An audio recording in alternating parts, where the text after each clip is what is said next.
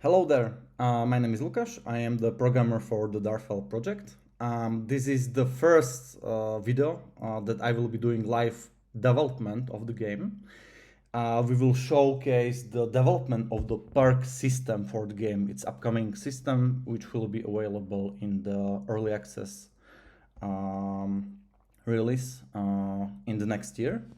And yeah, basically this will be a live coding session, in engine session. I will show you how it works in the background. We will together develop the system. I will walk you through how basically we structure stuff, what technologies we use in the background.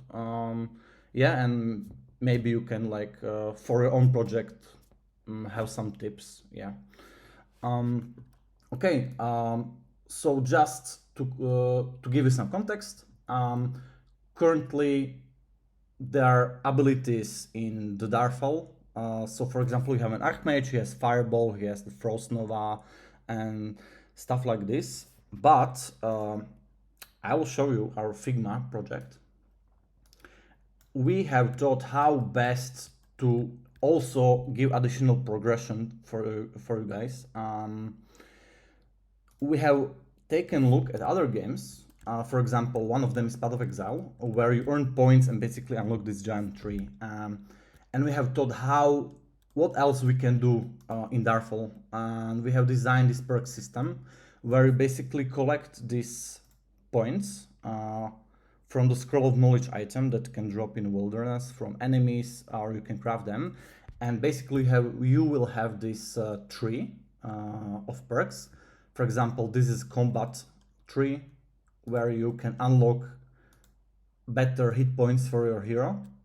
Or there is a harvesting tree where you can improve the resources you gain or increase the speed, or even unlock iron mining, which for now hasn't been possible with hero, right? Yeah, so this is basically what we end up with. This spider web of nodes. This is basically the game design idea, and we will be together in this first video implementing it in the engine. Yeah, so I have already prepared some basic code base for the perk system. We will use a scriptable object to define each and every one of these nodes in our project. Scriptable objects are basically custom assets you can create on your disk. So in this example, we have a perk definition, which is a scriptable object. This is a Unity class, and we have some fields here, right? And then in our project, what we can do is that we can go to this class, and we can create a scriptable object instance out of the class, right? And then you can basically see all the fields you have defined in your code in the editor UI. You can change these fields, right? And they will be saved in your project on your disk. So this is a great way to empower designers or artists in your project, so you don't have to hardcode everything, but you can give them these scriptable objects and they can create instances out of them, connect them in some way, and yeah, no additional code needs to be written for this. So for our purpose, I have also created the hit points perk, which extends from perk definition, which is a scriptable object. And we have this stat hit points. So this is basically the hit points percentage defined here, right? So we will start with hit points, and then I will slowly implement all of these perks in this tree with all the, the cutting speed and iron mining. Some of them will be harder to implement, but hit points is pretty much the easiest one. I thought would be the best starting point in this video. Yeah, so we have the hit points perk. Let's get back into the Unity.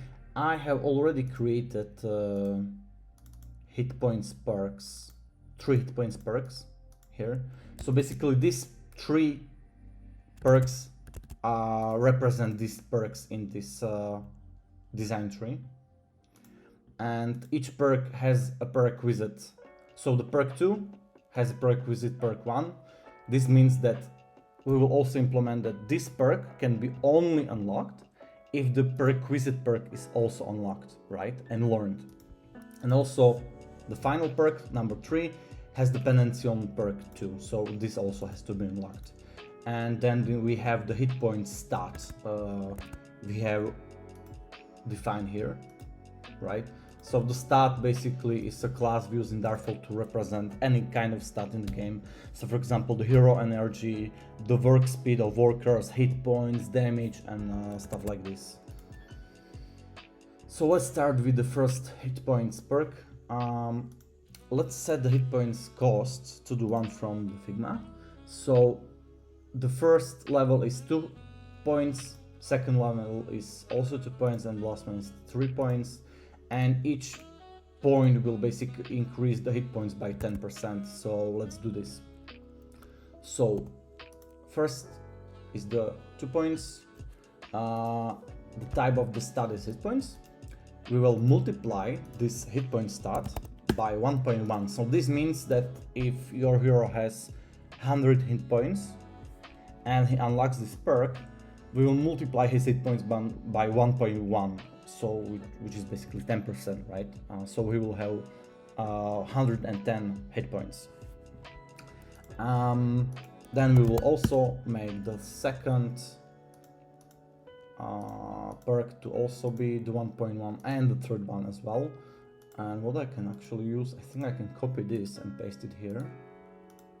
Yeah, nice. And this is incorrect. 1.1 and 1.1. And skill point cost 2, skill points cost 2, and skill points cost 3. Okay, so now we have defined all these 3 perk points. So far they are not in the UI, right? So they're only as data in our project. We'll also implement them into the UI system. So we are thinking that we have this ability book, and perk points will be basically inside your ability book. So you will have option to select either the ability tree or the perk tree. For UI, we use these widgets. Basically, this is a scene with all the UI in the game in Darfall. Basically, each UI part is its own widget. So let's take inventory, for example. This is a single prefab that only is responsible for controlling and allowing you to manage the inventory UI, right?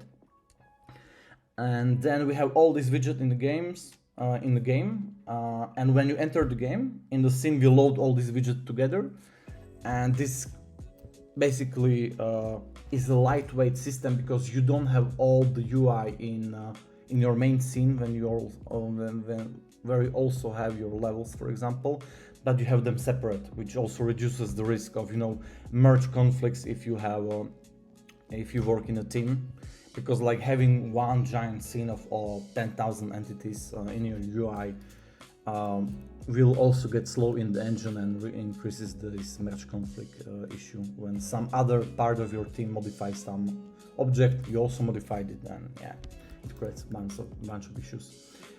And this scene is basically just so we visually see how the UI fits together, but when we work on the UI, we open, for example, where is the ability book? We only open the ability book widget when we want to work in it, and we modify this prefab, right? So this prefab is located on disk. So back to the perk system. Basically, what am I thinking is that we have this ability book, and we will have 2 buttons, one for this tree and another will be for the perk feature, right? So this is not designed yet, we will design it together. This is basically the path I will take. When we go back to the code, I will explain you the parts of the perk system. So in Darfall, when we have a unit or a building, we also can modify the stats of this unit with this interface. So basically, I created this component. So this is identity component, but it's a mono behavior, right? I want to attach it to the hero, and when the system asks, for example, give me how much hit points do you have, with this interface, we can modify the hit points when some system asks, give me some stat from the unit, right? So in our case, we will go over all the perks the player has unlocked, so hit points, physical damage, attack speed, and we will basically check what stats type we are requesting. So this is type, so for example energy or whatever, and we will multiply this request by the perk we have unlocked, right? This is a system specific only for Darfall. Yeah, but it's easy. It has allowed us to really like increase the complexity of attributes the hero has, buffs and modifiers and stuff like this. So the first part is the perk holder component. The second one is, we have already shown, is the perk definition, which is a scriptable object. This defines the perk. Then we have a specific hit points perk, which is only for hit points. And then we have a perk system. So the perk system is a singleton class that will basically store all the perks in the game, and will also allow with the code to unlock the perks. And if some system asks, for example, the UI asks, is this perk unlocked? Is this perk unlocked? It will ask the perk system to check this value, right? So the perk system, which is also a mono behavior, will store all these perks and their state, right? So we also have the perk state, which is basic enum, which has 3 states like learned, learn number, and locked. So learned is the perk, that is already unlocked. Learnable, that we can unlock, and locked is that we cannot unlock because it has some prerequisites, right? And basically, I have put this state into this perk class, which we can save later on. So basically, what we do here. This is a module, so the perk system is a module. In Darfall, we basically use this module interface to define singletons. So in our main scenes, we have all the systems and all the managers that are modules. And if some other system wants to, for example, the UI wants to request the perk system, we can just write modules.get and use the perk system, and this will return the instance out of this class, of this component, right? So excuse me, in the wake we basically load all the perk definitions. So remember, these are the scriptable objects, these are the assets. We load them from the disk, we iterate them, and we create perk instances of them. And at the beginning of the game, we lock all of the perks, and if they do not have any prerequisites, so the perks which do not have prerequisites are these first ones, we set their state to learnable. So users can always learn the first rank of any perk, right? And we will log the rest of the ones, because you need the perk before that to unlock it. That's basically it. What do we else have here? So what I am going to do first is set up so we can also save these perks when player unlocks it. By saving, I mean, so when you have your game playthrough, you can save the game to the disk and then load it later. We use a custom solution I have written. We basically save the game into JSON. And then when you want to load the previous save, you just load the game from the JSON, and we deserialize everything. So for this, right now, for me, it's enough to make this Perk System of type iSavable, and then we can implement this expose method. So the expose method, what it does is when we are saving the game, this method is called because this component is iSavable, and then we save the data, so in our case perks, into the JSON. And then when the game is being loaded from disk, this class is also created and expose is also called to set the data from the JSON. So read the JSON and set the variables to have values from the JSON, right? So let me write this context.expose list JSON. The name is the perks of the field, and we pass the value of the perks.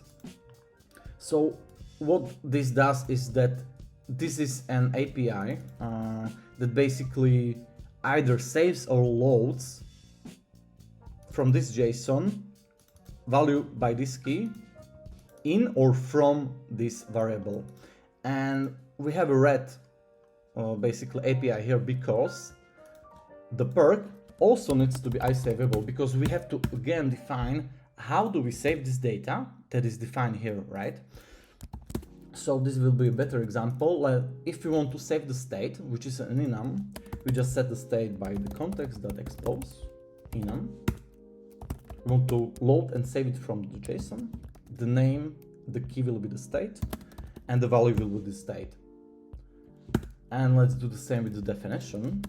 So remember, the definition is a scriptable object. We can actually store references to other scriptable objects or to entities or to components, because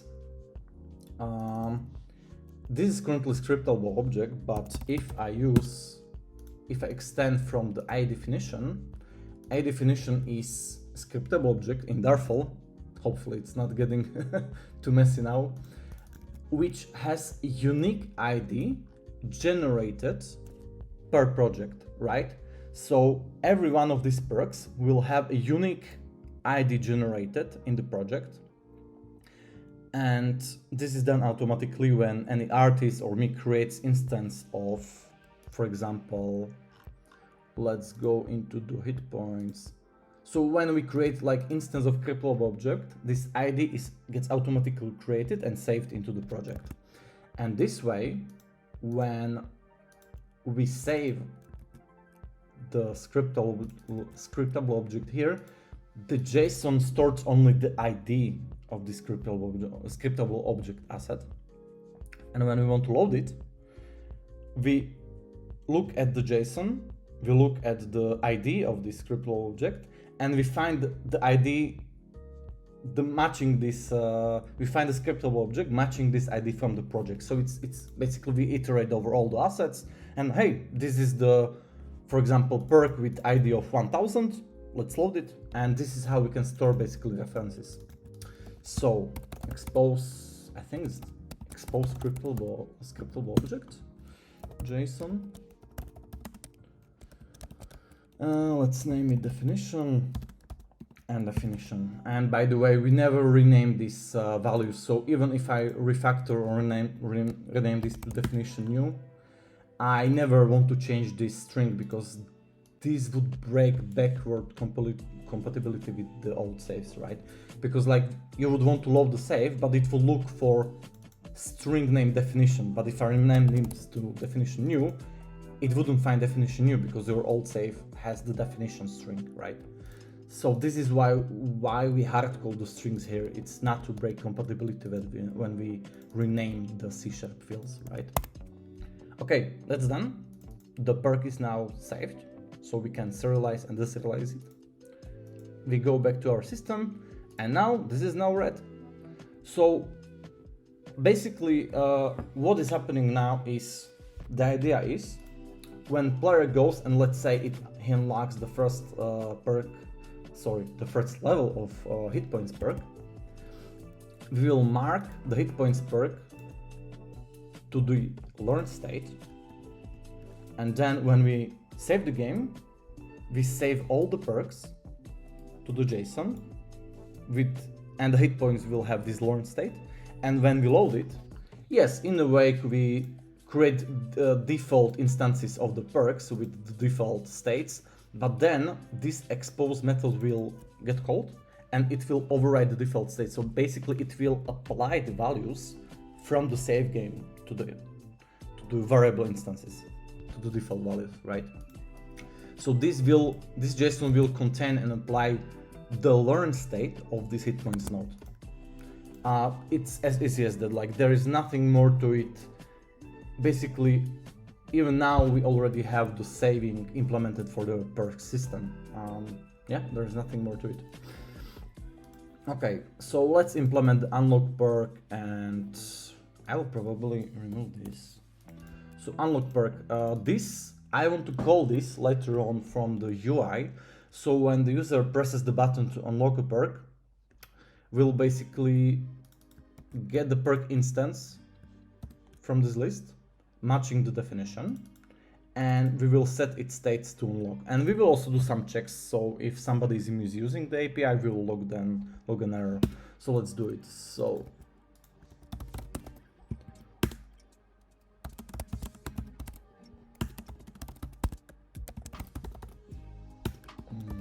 okay, so let's find the first perk that matches the definition. If the perk is null, we will log a warning.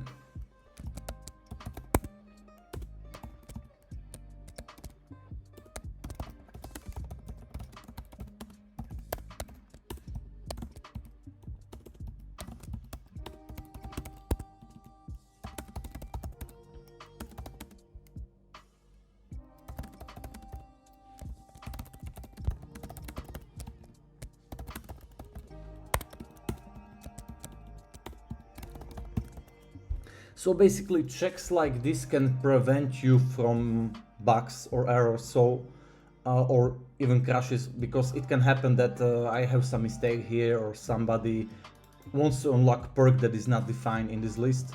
Basically this log can save us a lot of time if some mistake like this happen, because we will basically see it instantly in the console what happens, right? And this reduces really a lot of testing, a lot of bugs that come into the game.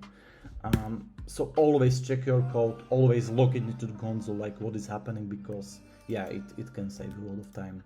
So now if we have a perk, we can check if it's in a correct state, because we want to unlock it.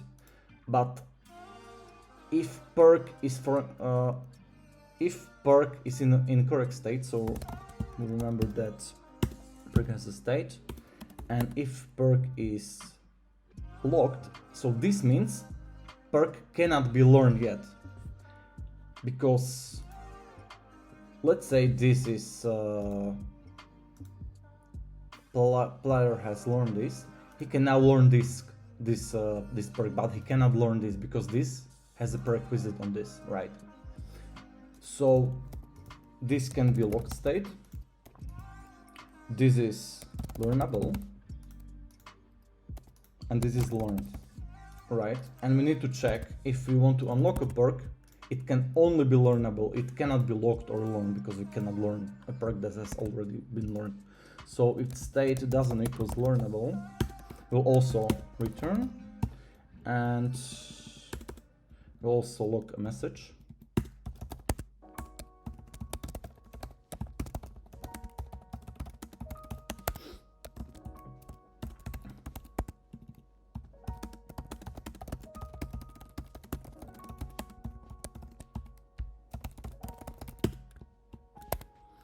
Okay, and now everything is set, we will set the state to learned. Okay, now this is implemented.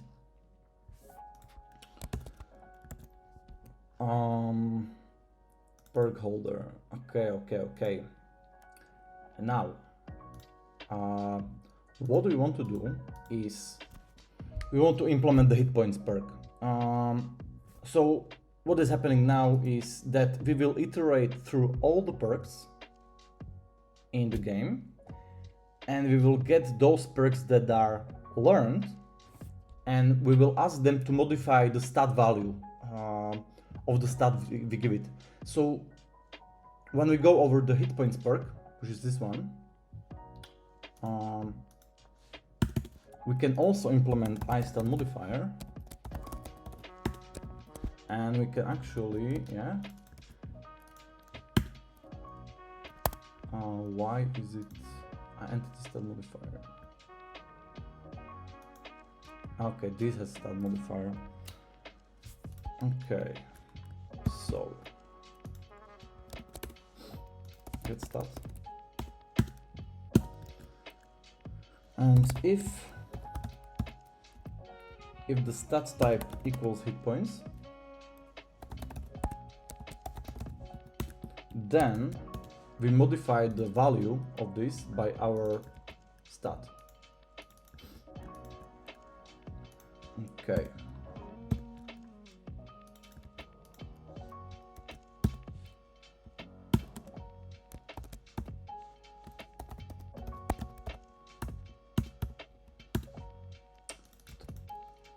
Okay, but if info not type, but oh, wait a second. Only if the hit points is it's multiplier, only then we can multiply it, right?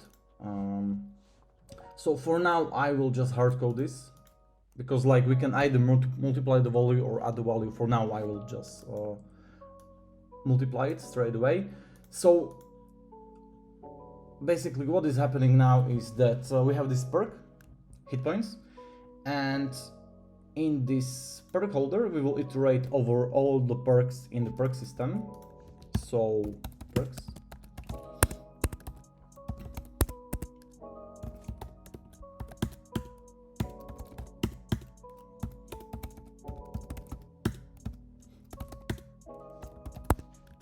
and we will modify the stat we pass into this perk. So again, if some system like the UI asks how much hit points does the hero has, it will go to the perk holder because it's an interface. It will go to get stats. It will pass the hit points information here. Then we go over all the perks in our game, but we have forgot that we need to check if the perk state is learned, because we don't want to calculate the perks that you have not unlocked yet. So if the perk is learned, we can modify the stats of, in our case, hit points.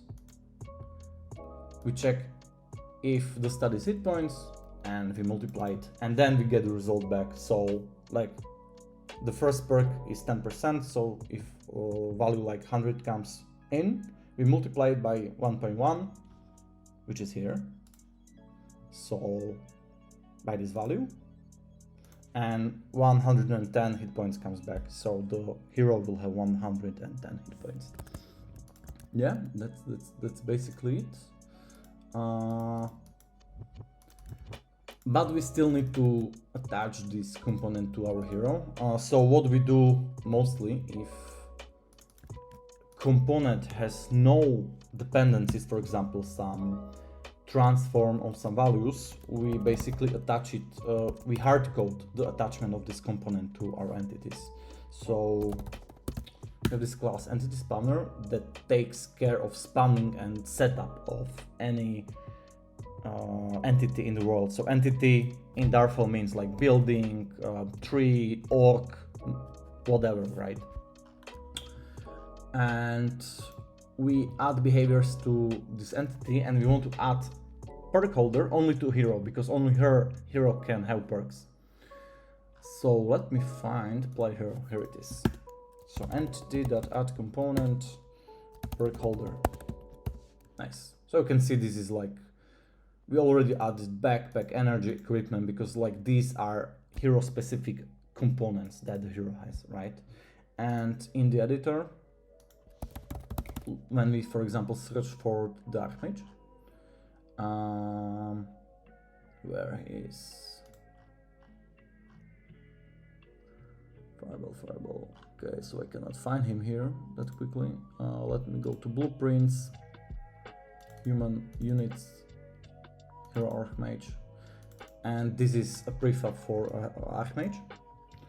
So in our architecture we do not have all the components on a prefab, but as you saw, we add dynamically from the code because it would basically clutter the prefab in the editor if we had to manually add all the components here.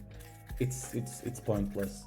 We only have the components that need some drag and drop operation, right? So like for item holder, we have hold item slot and it points to transform, right? So this has to be here. This can be hard coded. So when a hero entity is created, this code runs. We add the perk holder to the components, and then a hero has advantage of perks. It's as simple as that. Yeah, so in the next episode we can go into the creation of the UI. As I have shown, we plan to add the UI into the ability book. So we will show you how we create UI for Darfall. We use the Unity UGI system. It's the system with the canvases. So far it has offered us everything we need for the UI. Yeah, so we didn't need to use any other system or plugin. Yes, but we will show this creation in the next episode.